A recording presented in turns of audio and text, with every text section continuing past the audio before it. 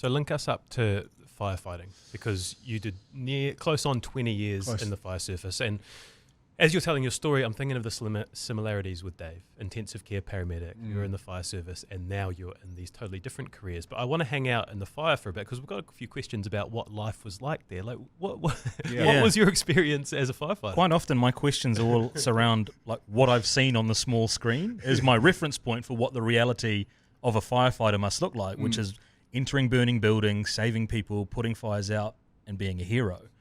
I imagine that's a very small percentage of what the reality of a professional firefighter's life is like. Well, for a start, any firefighter will just cringe at the word hero.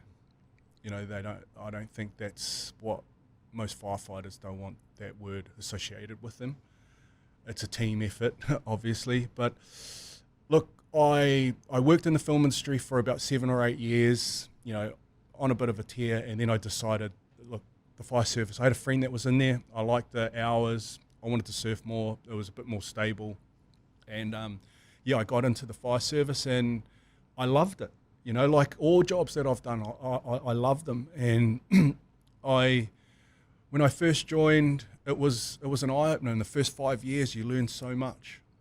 But that job, I met the leaders that I had, the organisation, the brotherhood, the sisterhood, I can't say anything bad about that job and the job that they do, and a big shout out to all of them and everyone in emergency services that do an incredible job out there every day. And to answer your question, you know, the life of a firefighter, it's not all about kicking down doors and bursting into burning buildings and cutting people out of cars. A massive big part of it is cohabitating on a fire station. You know, that's huge. You know, you have to be able to do that. You have to be able to get on with people, and you have to be able to play your role and do your part. The thing I liked about the fire service is everyone does have a role, and everyone has a procedure. You know, there's a procedure written out there. So any incident you go to, you know your role. This is what you do. You do this, this, this, this. And, you know, in the middle of chaos, and you've got structure, and it's all written out there, you can just revert straight back to your procedure. Okay, my job is scene safety. I need to do this. I need to get these cones out. I need to get this door off, you know, we need to extricate. And I really did love it. And like I said, it gave me a lot, and it's built me into the person I am today. Was that role, that metaphor of having structure and chaos, did the fire service role give you structure in a life that had been chaos? It did. It gave me, like we did 2 days on, 2 nights, and then 4 days off. So we had a 4-day swing, if you like, and I had to be there. You know, every 4th day I'd have to be at work, and you know, you rock up, you have your routine, and so I got a routine, and you know, when you do it for that amount of time, it just becomes clockwork, and I needed that.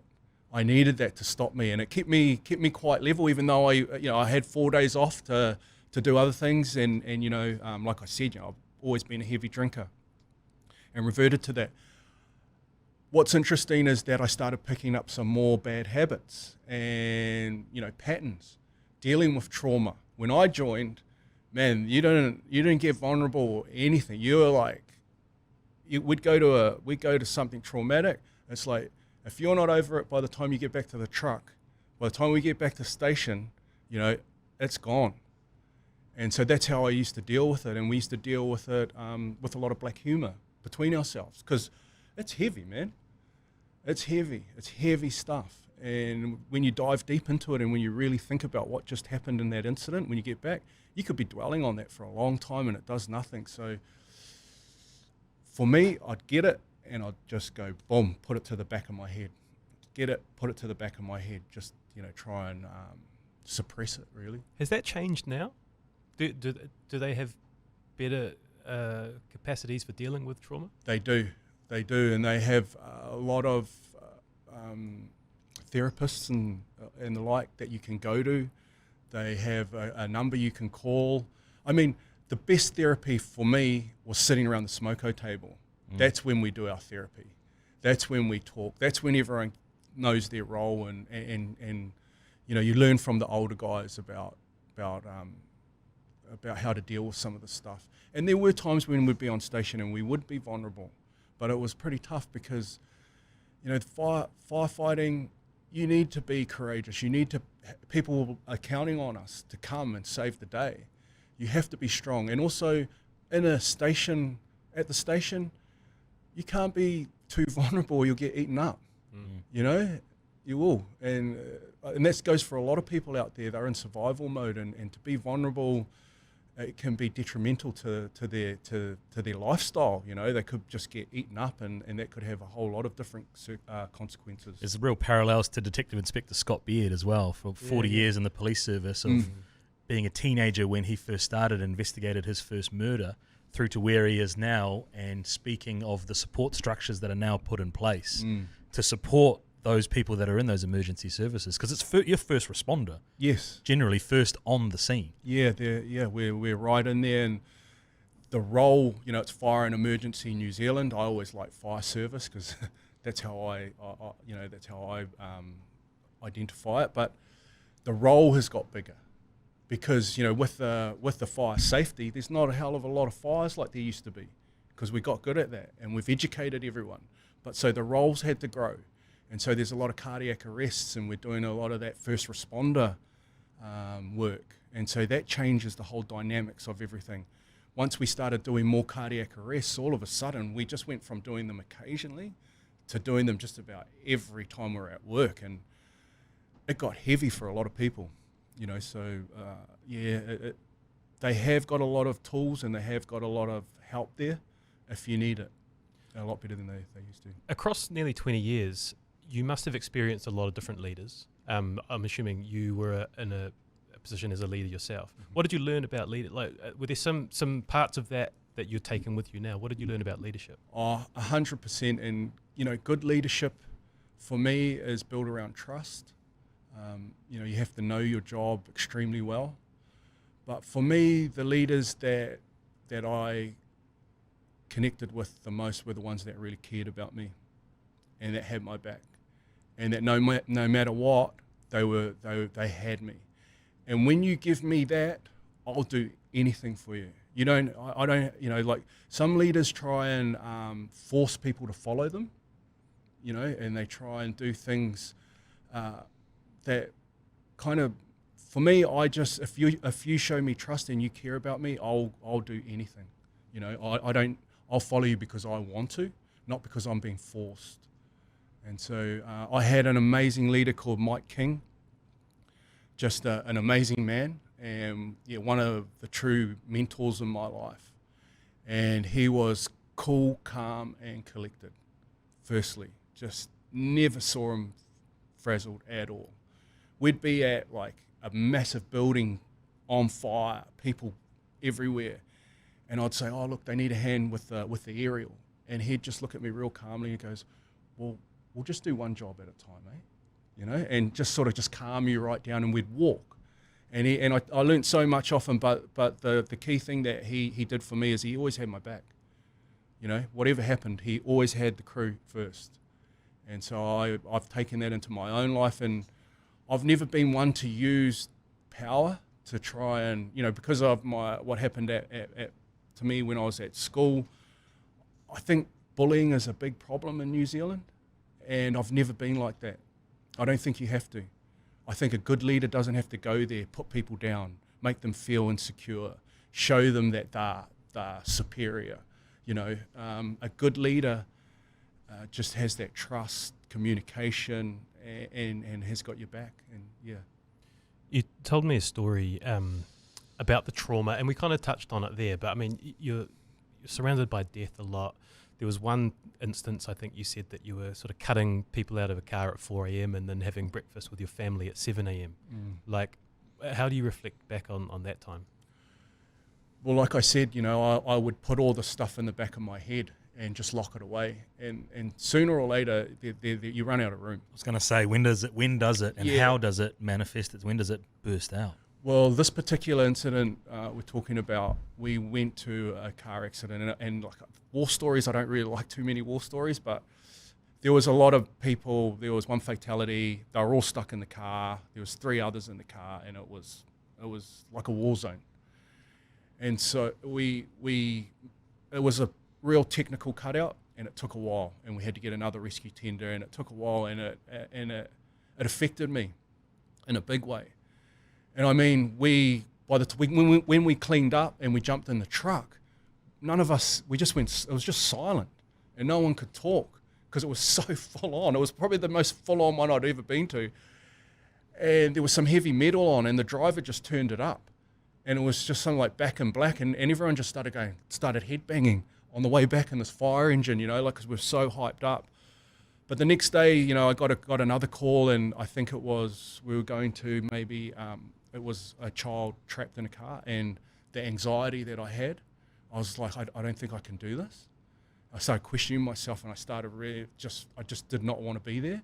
And I could feel myself, and I'd never really had that before. And I don't know, that's when I really started thinking, hey, this is probably affecting me a little bit more than I like to think. And then when I was going to all the cardiac arrests, that's man, that's heavy.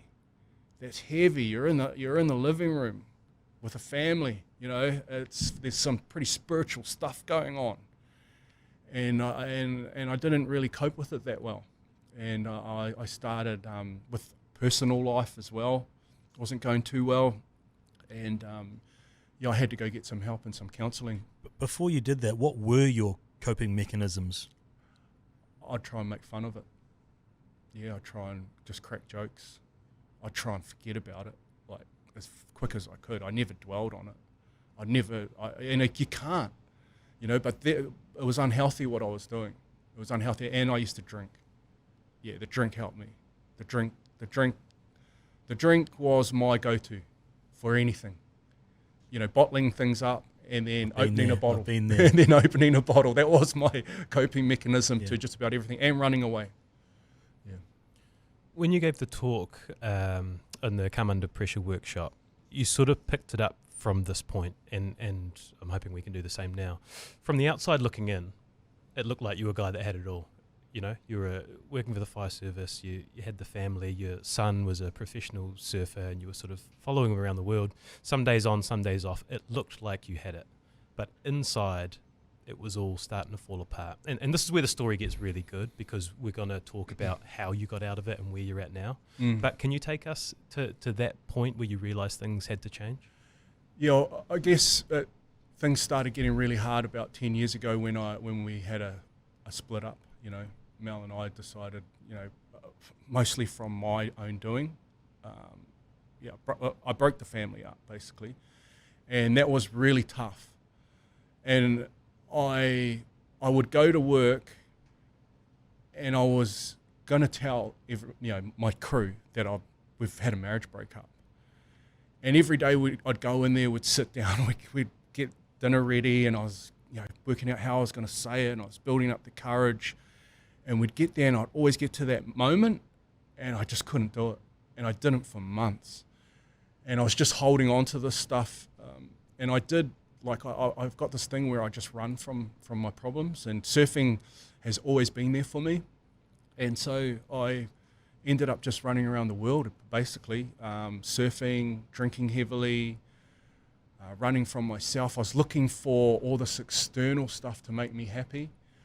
Internally, I was an absolute mess. I would finish work, I'd do these long shifts, I'd hardly have any sleep, I'd get really drunk, and I'd just stay in my cabin, and I couldn't come out. And I was ashamed of who I'd become and what I'd created, and the relationships I was having, not just at home but at work and with my friends, were starting to disintegrate because of my behavior, and things were just really tough. I did this thing where I did 3 months on, 3 months off, and I'd go away with Elliot, we'd go to a couple of comps, and then I'd go and just get on these benders, and I'd come back from 3 months straight back to the fire station, straight onto the truck, just punch out 24-hour shifts and just go for it, and just running from myself basically, and just never ever stopping for a moment. It was all go, just you get addictive to that upregulated state of stress.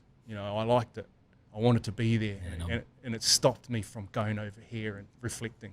It's so, what you're saying just hits me so hard because I feel some similarities. Never been a first responder or anything like that, but that notion of running away, that notion of drowning your challenges and not confronting them through alcohol. I lived that life as well. I traveled all over the world in a football dream, and it was easy to jump on a plane, fly to another destination, forget about whatever was happening back at home. Do that. It's exciting. You're high adrenaline. You're always on the go. You come back. You do the same thing. You're on like a wheel, but you never actually have to deal with anything concretely because there's always that next thing that you get to go to down the line. It's probably a very familiar trope. It's probably a very familiar story, but giving it oxygen really helps people work through it. And I really salute you for opening up and sharing it, because I can see and I can tell, and I feel it as well, that it's uncomfortable admitting some of those dark parts of your life. Yeah. It wasn't a happy time. And, you know, from the outside looking in, people thought I was happy. And, you know, I'd do things like I'd go to Berlin and I'd party in Berlin and do all this stuff. And I'd remember being in an apartment there, and I've never felt more alone in my life. I've never felt more alone, more empty. You know, I was a mess. And, you know, we've all got our own stories. And, I hit rock bottom, and COVID hit. I couldn't run anymore, and I got stopped here, and it got heavy, and I started drinking again. I reverted back to that. I was heavily drinking, going to work, up all night, you know, doing all these things that weren't good for my health, and building up all this trauma and all this stuff, and blaming everyone. I blamed everyone, everything under the sun. And sooner or later, you got to hit rock bottom. And for me, I had to go there. I had to go right down the bottom because I needed it in a weird way. So what happens when you hit rock bottom? When you hit rock bottom, you start having really selfish thoughts about it might be better if, you know, I wasn't here. Those kind of thoughts start popping up. And you know, you're not coming out of your room when you've got any time. You're hungover. All you're thinking about is drinking or you know, doing overtimes and working. You're never ever talking or being vulnerable or thinking about life. You know, you're covering over everything. And at my darkest hour, and there was a real dark hour where I was bad, and I was in a real painful place. I had a vision of my son, and he was 3 years old in this vision. And he was on my arms, and he was holding my pounamu, and he's looking at me, and he was going, "Dad, I love you. I love you," you know. And in that moment, I was like, I was like, how can you do this, you know? I knew that no one was coming to rescue me, and I knew that no one was coming to save me, and that I had to take responsibility for everything from this point on if I wanted to change. I knew that I'd created a negative environment, a negative reality, but in the back of my mind, I knew that I could create a positive one. I knew that I had to stop blaming people, and I acknowledged that. And when you're not getting the results that you want, you have to look at your habitual habits, your thought patterns in, you know, your paradigms. What are you doing? What are you doing with your time? Because whatever you're doing and you're not getting the results, you need to think about what you're doing. So I always knew drinking was holding me back. I was in the film industry for 7 or 8 years, you know, the party scene, being a big part of who I am. And in that moment, I decided, you know what, I'm going to stop drinking. I know that that's my problem. And I think if you're out there and you're having problems, I think you know what's causing those problems. I think deep down you know. You've got the answers. And I knew. And so I was like, I'll do one day. Just do one day. And this is how my mind works. I thought, I'll have one more. I'll have one more big day. And I invited all the boys over. They didn't know. They helped me move this this big water tank, and we all moved it, and we placed it on the hill. We had a barbecue. We got on it, and none of them knew, but that was the day. And so I did 1 day, I did 2 days, I did 3 days, and I just, it was really confronting. Did you tell anyone? No, I told no one. I just stopped. And, 1 week turned into 2 weeks. And then what happens when you stop drinking? Because it consumes all your thoughts, it consumes all your money, but more importantly, it consumes all your time. And so all of a sudden, I've got all this time on my hands. Sunday mornings are great. Eh? Yeah. There's this time that I didn't know existed. Yeah, I didn't. 7 till 11 on a Sunday morning. Like, wow, this is amazing. Yeah, exactly. And I ended up with all this time on my hands all of a sudden, and I had a bit of energy. I started getting a bit of energy back. So I knew this too. I was like, I can't just sit here because it was so confronting. And all you can think about when you're in that state is how bad everything is. That's the thought pattern. That's where all my thoughts were going, how it messed everything up. So, I don't know, but it came to me, you need to start learning. Just learn something. Fill this gap. Sorry, is this during COVID as well? So have you Yes. got extra time as well? I'm still at the fire station. Okay. Yeah, I'm still at the fire station, but I've got a bit of time on my hands. So I decided to start learning, and I started learning about meditation because I wanted to calm my emotions. I was always reactive. I was brought up, like you have a problem, you sort it out in an aggressive way. I started learning about holistic health. Health is everything. I started learning about self-development. I started looking into things like the power of positivity, manifestation, the universal laws. I started censoring everything that was coming into my brain and censoring everything that was coming out. So I uplifted it. I stopped watching the news. I got off social media.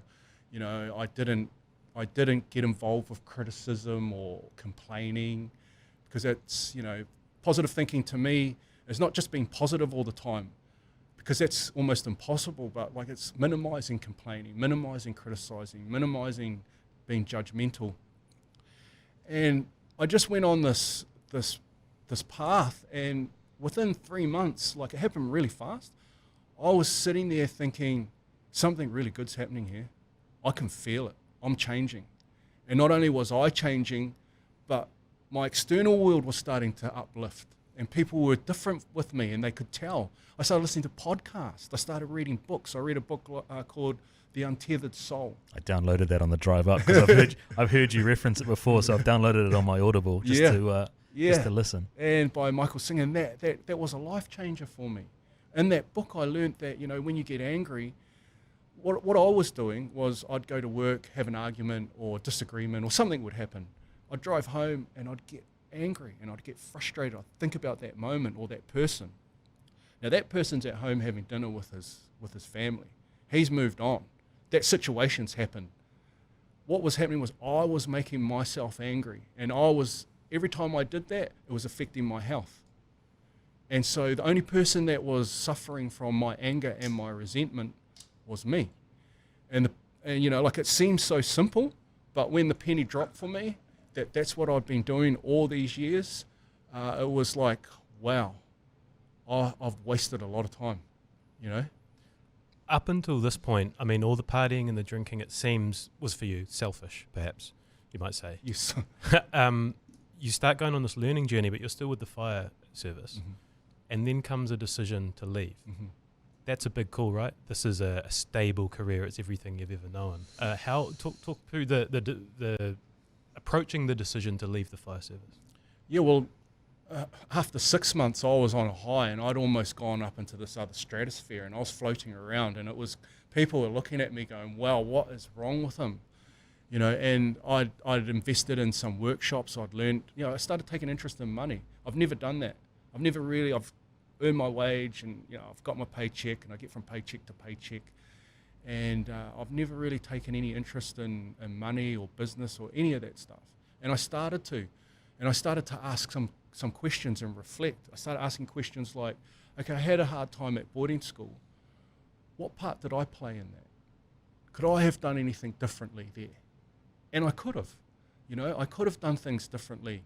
And what was the positive things that came out of it? And the positive things were amazing. So I started just viewing the world a little bit differently. I started asking, what is my purpose? Why am I here? Like these questions I'd never asked. I'd never ever thought about it.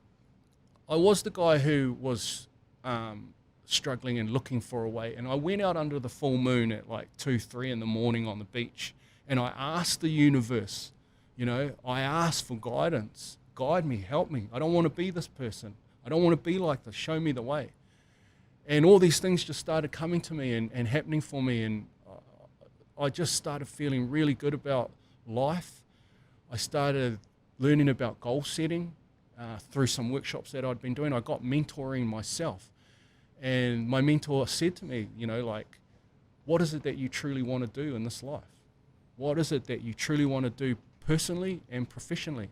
I want you to write a list, and I don't want you to let anything get in the way of putting what it is that you want on that list. How many times did it take you to write what you wanted on that list? It's still sort of changing, but it's a hard one. But I got I want to be cool, I want to be calm and centered. I want to listen to people. I want to have an endless love for my family and friends. I want to help people. Just simple stuff like that. I want to create a service that helps people. That's what I want to do professionally. I want to try and uplift and inspire as many people as I can. And I'm well aware that this isn't for everyone, and that if you think everyone's gonna understand you, then that's actually quite delusional. And I've had to find my own way through that. And like I say, and I bring it back, if there's just one person listening right now that's listening to the story and is struggling, I want to say that you can change. That you can change. I've changed. I never thought I could. And I know people are struggling way harder than me, but everything that I've done is internal, and I didn't need anything external. So this was the formation of Te Kai Arahi? Is this the foundation of it? It is. It's the foundation. So I started learning that to be of service and to help people was my path. I've always been in that, fire service, but I wanted to help. When I told my family, look, I'm going to resign. They were shocked. They're like, what are you going to do? I said, I'm going to help people. How can you help people? What can you do? Good question. And it was coming from love. What can I do? And I thought about that, and instead of focusing on all the obstacles, I focused on what I can do and what were my strengths. Okay, my strengths. Live at Piha, surrounded by te tai ao. I'm Māori, I'm a Māori, and that's a huge strength for me. I've got principles like manaakitanga, whanaungatanga, kotahitanga, just 3 simple ones that I share. I surf, and I know Dave. That was a big part of it as well. And Dave didn't know it at the time, but I just got to this place where I couldn't carry on another 20 years doing that and being that person. I'd done it, I'd loved it, and that's enough. 20 years is enough of that. I wanted to create my own vision, my own dreams. I wanted to have the courage to go off and pursue that. And I thought, the best way to do that would be to resign and leave myself no other option. There's no other option. Make this work. When you put those ideas out and actually give them air, tell people, is there fear of the reaction to that's going to be? Because a lot of people probably have those thoughts of, I'm going to change, I'm going to do this is what I want to do. And then when it comes, maybe like it was when you were thinking about trying to tell that about your relationship breaking down, it just doesn't come out because you're worried about the reaction back. So how did you get over, if that was even a thing, that fear? I told the people I loved what my plan was. I didn't really go into too much detail with anyone else. When I put my resignation in at the fire station, they were shocked. And everyone was shocked. And it got around, the fire station, man, that information like that moves pretty quickly. And so I was getting calls from area managers and saying, are you okay? Do you need time off? Is everything? Because I had a really good reputation in the fire service. They even said, look, if you leave, you can come back. Just let us know, And then, I even got pulled into the office and said, look, are you making the right decision? Because it's such a great job. But I just knew that I couldn't carry on another 20 years there, because I would go in there every day and go, I should have left. And once I made my decision, there was no stopping it. And I handed in my resignation. I thought about, here's the other thing. I started getting into my te reo Māori and my tikanga. And because where had that been along your journey prior to that? since school, since tipene, I hadn't really gone there, and to my own detriment. A couple of years ago when I made these changes, that was included in the things that I started learning, actually. I forgot to say that, but it was a big part, massive part for me. And it gives me a lot of strength. I started learning my whakapapa, karakia. I'm so lucky to have a kaiako, Mike Kepa, who I meet every Sunday, and we go through karakia, whai kōrero. He teaches me about the marae and tikanga and the atua. And it's just been invaluable, and like I'm learning. I'm at a real early stage, but I know for a lot of our people, the answers are within Te Ao Māori, without a doubt. And so it's been huge.